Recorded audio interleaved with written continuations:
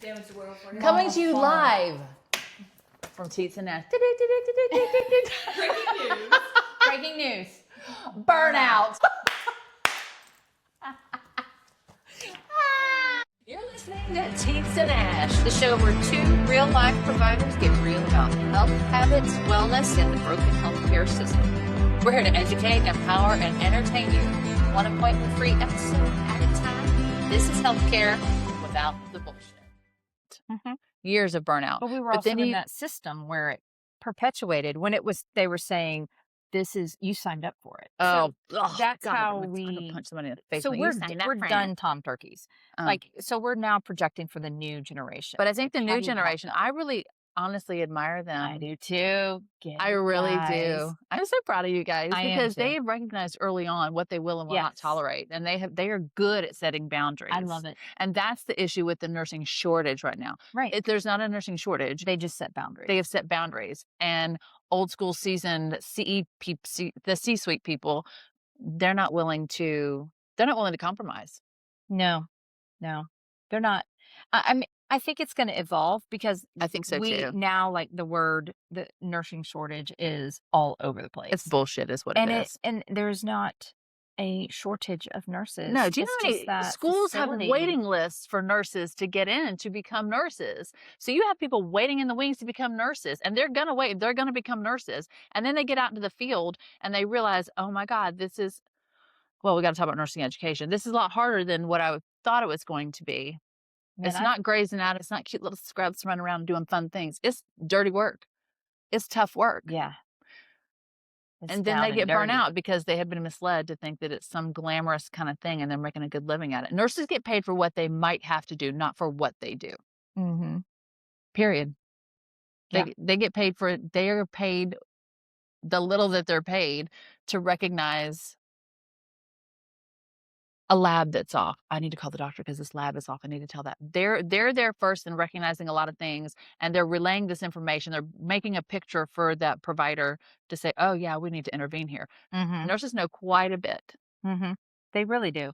They're not fucking in closets, and they're not That part. they're not doing that. And The they're not, leather oh, for lounge. God's sake, they're not doing that. We are too freaking busy to go off and have sex in a closet. I can't. I mean, there have been a one or can't two. even go pee. Oh my God, who has time to pee? How are they having relationship? We But don't for do real. that. It is not that. I mean, I think there has been some. Sure, there's been And a then couple. in my mind, I know I'm of like, one in my history of working in a hospital that has happened. One. I know about a lot. I got one. I got a lot. However, that's a whole other topic. That's a whole other topic. But yeah, but for the most part, that's not what we're doing. No, Nor are we eating. we're not eating. We're not drinking. We're not. No, we're eating pizza. Not at the nurse's station. You're not. No, you're not. Where is your water? Oh, it's at the hydration station. Thank God for that. It's a great call. That fixed everything. Ridiculous. But, yeah, those are a whole thing. So yeah, yoga doesn't solve moral injury. I love that. I love it. It doesn't. Because it's true. Because it's like what actually does help with burnout and moral injury. It's the boundaries. It is. It's the boundaries. And this new generation is what is fixing it. I'm so proud of them. You just don't have any idea. Even Of my course. daughter sets boundaries. It's going to take decades to get there, but that's what they're doing. They're doing it, and good for them. Saying no Even to extra shifts. residents are setting Yes. boundaries. Props to you guys. Good job, y'all. Yeah. I mean, saying no to extra shifts. I hate it when they say, well, you have mandatory overtime. Is that legal? Never have I ever, so I don't know. I've never Yeah, been we had told. mandatory overtime. You had to sign up for one extra shift. It's not in your contract, but you better do it or you're going to get written up. For what? I worked my 36 hours, but we had to have an extra shift because they haven't didn't staff experienced that. appropriately. Mm-hmm. That's not my problem. That's a management problem. I have not experienced that, so I don't know. Mm-hmm. I do like this one, reconnecting with a purpose outside of healthcare. So one of the things about healthcare and policing and fire and military is you get to be almost completely awkward. in You give your outside soul. settings. Yeah, you give your soul to your job and who you are. It defines who you are, and then you go into outside setting, you're like, Yeah, you're like so for instance, you have kids and you join groups with those, "How do you talk to people?" and then the parents, the other mothers are like, "Oh my god, did you see this and that and the other? Or I'm like, "I don't are even know y'all what that doing this?" is. And I was like, "I put my finger in someone's butt yesterday." So true. You know what I mean? I'm like, "What?" I carried a watermelon. I'm Oh my like, god. "What in the world is wrong with me?" I coated a baby yesterday for 4 hours. And Yeah, then how do you talk to those yeah, people? I'm like, then I'm completely awkward, so I have nothing to say. I mean, but I do I other gave my things. cat mouth to nose resuscitation. Yeah, I purged my dog because I thought I had a bowel obstruction. That's actually a true story. It is a true story. Is that Hades? Yeah, yeah. Hades. But Notice the name. we don't have, so how do you, so when you, I think what needs to happen is the younger nurses, the younger docs, and I think they're doing these things. They're They are. learning to get outside of the system and continue to be normal people Yeah. and not getting wrapped up in it. So we're wrapped up in it. It's too late for us. I think we're doing it. I think we're doing I better. think we're learning. Yeah. I'm taking You can teach an old dog new I tricks. take I really, really do take lessons from the younger generation.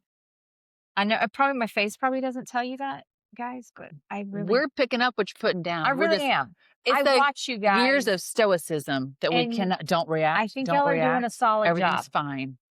but you're never gonna get a reaction from me Never. except for cynicism. Cynicism's, uh-huh, I like That's it. what you're Mhm. getting. Oh, yeah, okay, uh-huh. That probably means I like you. Yeah, if we pick Um, on you, we love you. but so I like that. Peer support, that's a tough one for me. I don't know how. I think that needs to We're not be. huggers, we've never been huggers, so we're like, "Good Yeah, job, yeah. you did good." I just now started hugging people to the side, and I'm like, "Oh, sweet Jesus, this Hey, feels weird, okay, yeah. you didn't suck in there. Good job." You want a Nice. sticker? Yeah. You want me to get you a chicken salad? I like it. I Same. want a chicken cup with some crackers. Yeah.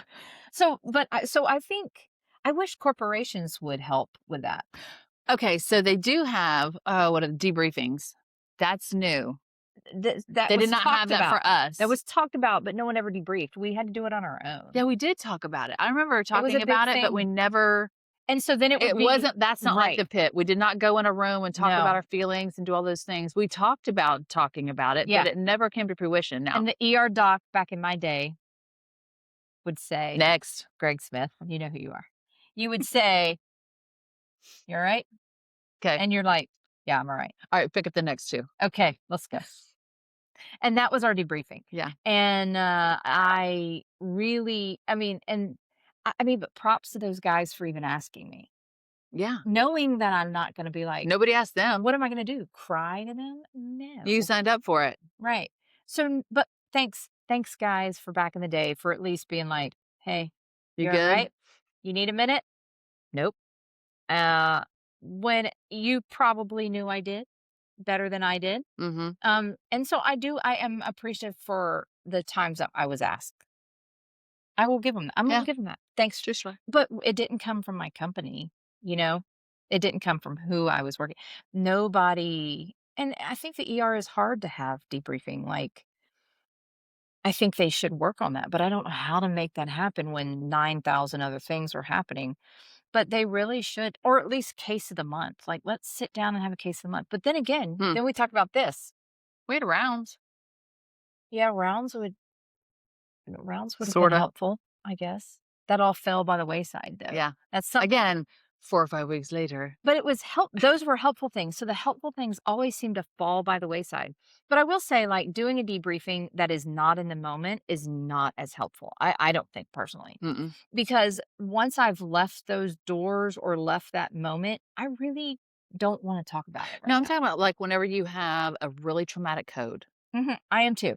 That's what I'm talking about. and then they all gather in the room, like, 10 minutes after. This only happened, I think, twice that I know of when I worked in the I've ER never at had that it happen. particular ER, twice, and it was usually children death, and they would go in there and they would debrief, and everybody would cry and pat each other on the back and talk it out. But that's the only times I've ever I've never have it had it. happen. Not one time in my life I have I think ever been debriefed. we should have had a debriefing. I had, and I think I've talked about this before. So when Sophia was Mhm, 2 and she was in her little daycare, there was this little boy in her daycare, and his hair was all on his face. And then one day he comes to school and his hair is cut up, and he looks, you can see his face. He's so cute. Oh my God. And he had a little bump on his forehead where someone had thrown a frisbee and pumped him on the, it had a little scratch right there. Well, so it was like November. It's cold outside. mhm, And I had done trauma for so long, I no longer cried. You could, I mean, literally never cried. Joey would be like, mm, "You never cry at anything. What is mm, wrong with you?" And I'm like, "I don't know. It's never. just what I do." I've had paramedics say, "I don't know how you do what you do every day. You're just like nothing." I'm like, "I don't know. I just do it. Somebody's got to do it, right?" So anyway, so this little 'Cause boy that's is what we in, were taught. yeah, Somebody's gotta do just it. do it. So then I have this, we get this code call. It's November. It's a kid that drowned. I'm like, "Okay, great. Guess who it is?" Little boy in her class. He had crawled out the doggy door, fell in the pool, and drowned. And we coated that baby till he was warm and dead because that's what Mhm. you do for babies, warm and dead. You don't coat, they can't be cold and dead. They got to be warm. You got to warm them up and then keep coating, coating, coating. And sometimes, because the coldness keeps their brains okay. And you just, anyway. So we finally call it. Eyes are, fixed and dilated. And we call it. And at that moment, I was fine and left and went home. And I don't know, maybe seeing Sophia may mess me up a little bit. I don't know. But then I wake up at 3 in the morning and cry for 3 days and can't quit. 3 days, because then all of those other children that I had done with trauma, Mhm. all of them come back. All of 'em Mommy come back. screaming, come back. Mommy screaming. Ugh, that's I think I've terrible. blocked a lot of that now because I can't hear that anymore. It'll come back. I don't want it to. But it's It pretty fucking terrible. it is. It is terrible. Parents screaming is terrible. Sobbing, begging, the pleading. The bargaining, Oh God, the the bargaining. blaming. That's really tough. Yeah, I agree. Mhm. So right, so how do you not end up But we never debriefed on broke that. We you never never talked about it, ever. mm-mm, I just cried for 3 days on my own. I'd be driving down the road, go to Whataburger, just crying. Joe's like, "What's wrong with you?" "I don't know. I'm just crying." right. Well, that's what was wrong with me because we Mhm. never were able to process all No, of that. there We was didn't no have that, and I think that is a line that should be, I agree. we should absolutely have debriefings on traumatic, codes, traumatic traumas, all those things. Traumatic trauma. You know, what's also interesting, like, why is there no, like, psych involvement really in the ER realm? Hmm. They're a very separate entity. But, like, I don't know, I'm sure some huge institutions probably have a really good relationship with their psychiatric partners, but most of the ones that I've encountered or seen, like, they are a separate entity, and we are just pushing and shoving back and Mhm. forth. But, like, I wonder why there isn't I mean, Like why we don't have an on-site psychologist for staff. Mhm. Or something like that I mean, we that should. We all have ADD and ADHD as it is. If you work in an ER, that's what you got. but I think that someone like, someone that is just there I mean, I don't know what their purpose would do. I could see that it could be an expense that's not needed, but there needs to be something, even if we I mean, just we have debrief. social workers there. We do? We don't have social workers in the ER anymore. Not at every facility. Do we have pharmacists in the ER anymore? Some facilities, but not all of them. Okay. Yeah. Nope.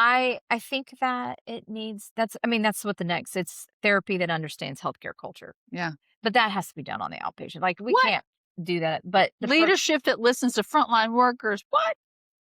permission to grieve what the job has taken. So for all of us Oh. salty dogs, like, that is what you should be given the permission to grieve Mhm. what the job has taken from you. I think a lot of people don't understand also too is that when you aren't in healthcare,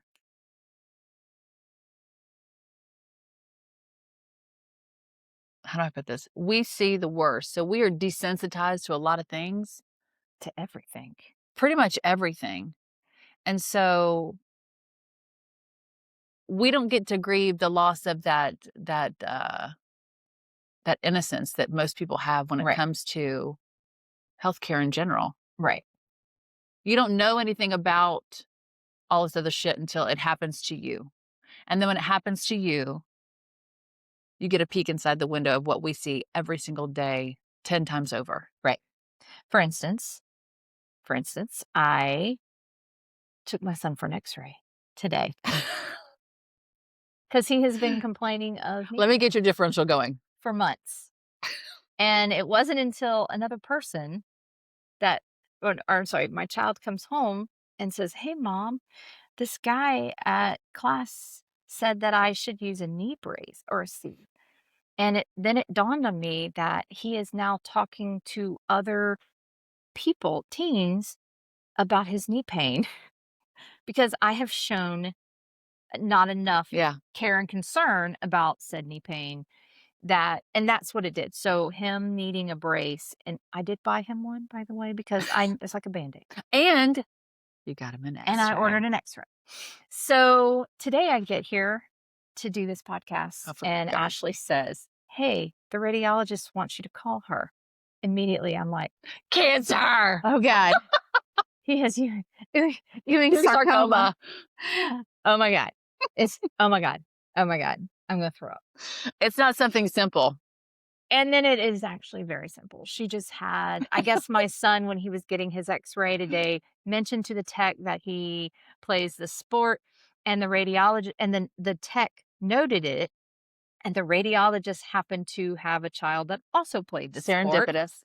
And she's like, "I need to call her specifically because there's something I learned about this." But the whole time I mean, all the things were put together and it worked out perfect. But nonetheless, I blew it off forever. My own child, until some random child told him he needed a knee brace. And so, yeah. Some random non-healthcare parent child. And I have to apologize. I'm like, "Buddy, I'm sorry I didn't take this seriously." I mean, granted, the X-ray was fine. It's not canceled today. But, Oh, look at this. What needs yeah, to change at the yeah. healthcare system level? Treating healthcare workers as humans, not units of productivity. Oh, listen, we talked a lot about this already. Mm. Real mental health support and without career repercussions. Yeah. Oh my God. Hmm. Protected time for documentation. Safe staffing ratio. Oh, Weird. It's weird. really weird. Luckily, that's all over social media, though. Safe staffing ratios is all over social media because Yeah. it doesn't happen. Everybody's in Some the same states boat. have them. Like, oh my God, can you imagine working in I California? think one state has them. Yeah, like California has it, but then they have 15-minute breaks. They have a specific nurse hired just to relieve lunches. So this one nurse that you go to lunch and you go to lunch and you go to lunch and everybody gets a lunch. and you're not worried about your own patients while Yeah, someone's they're actually lunching being you. taken care of. You don't have to rely on another nurse who has her own load of patients Right. to pass a med or two for you, or if anything goes wrong. So they're doubling up on the amount of patients they have. That's not Mhm. safe. I know, but us old school nurses, here, I'll tell you the other thing I've heard. I can do it all. Right. I know you can. Because they The they the mm, old school nurses who come in to relieve lunches, then they're like, "Go, and you go," and they're like, "You're gonna be left with 15 no patients. less than 8 patients," and they're like, "It's fine, I got this," which I know that they do, but that is definitely a seasoned nurse Mhm. that's gonna do that, so they're probably been doing it For a hot minute. Mhm. more than a decade, and they're gonna do that. Why? Because they came from a generation where it was not acceptable. Like, yeah, if this person came in and sent that person home, you got all their patients. No one Yeah, cared. you absorbed it. No one Mm-mm. cared. No. So then you have people like the older nursing guys with the newer nursing kids coming in who have set boundaries and have done these things. They're not So gonna take this many patients, they're gonna take this many patients. and I think that they're right. They are right.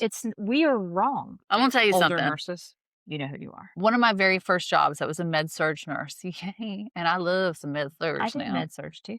So, at this hospital, the hallways were like a big U, Mhm. like this half and this half. So, this Mhm. half was like we were like real med-surg. We Oh, had similar. renal, neuro, diabetes, all the things, everything, lungs, all of it, pulmonary, whatever. We had all the things.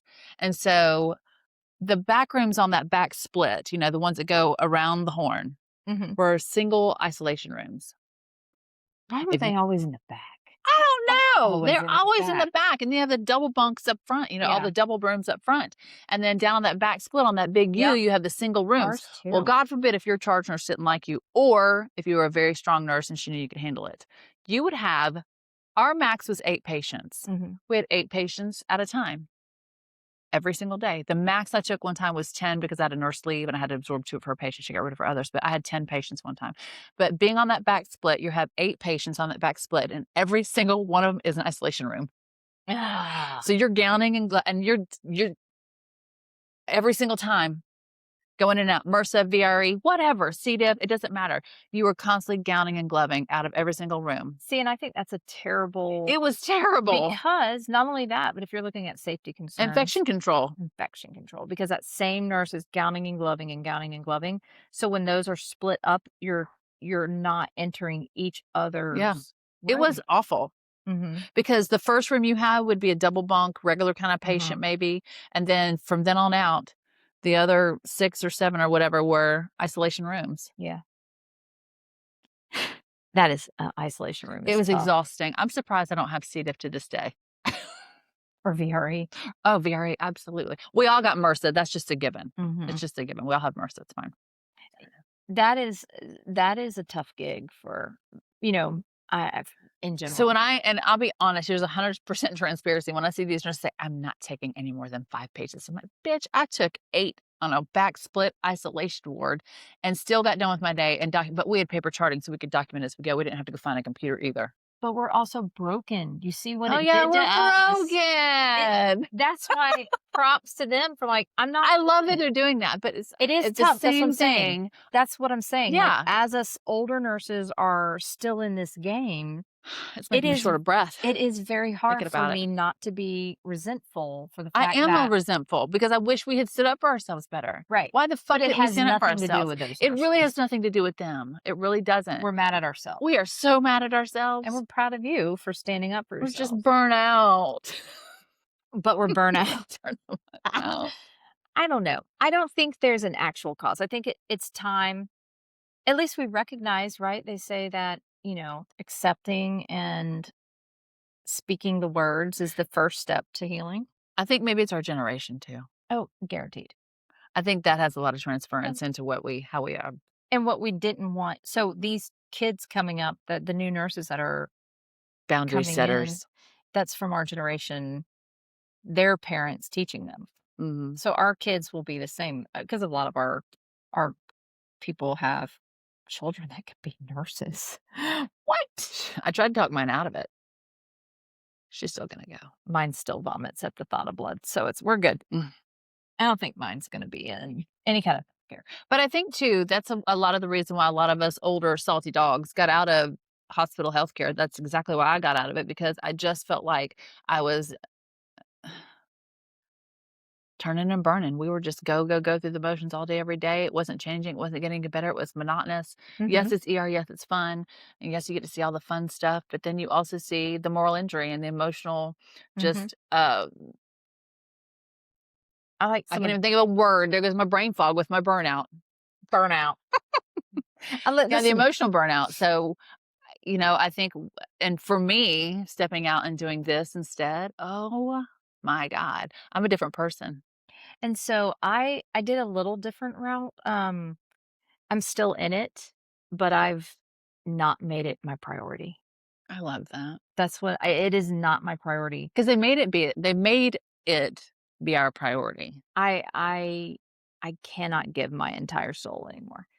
I mean, they get my soul for the time that I'm there, and I try to do the best job that I can and how they want it done. But once that I'm done, I'm done with that day. Yeah, I used to be able to walk away and just leave it there. Mm-hmm. But that's the difference one here too, is I usually can leave it here, but then I worry about my patients at home. Yes. No, I do worry about some patients, like I think about them, but not the 15 cough, cold, and congestions I saw. I'm probably not thinking about those guys. But there's a few that, we all think about them. I don't think you'll never not think about your patients. Because it's part of your life. So it creeps in. But what I'm saying is that I have learned to do other things that I find enjoyable that are not part of the ER instead of ER stuff. I got to do more stuff. Mm-hmm. I got to get out and do more. Oh, because there's more time for you to do more things. You're listening to Teens and Ash, the show where 2 real-life providers get real about health habits, wellness, and the broken healthcare system. We're here to educate, empower, and entertain you. One appointment free episode at a time. This is healthcare without the bullshit.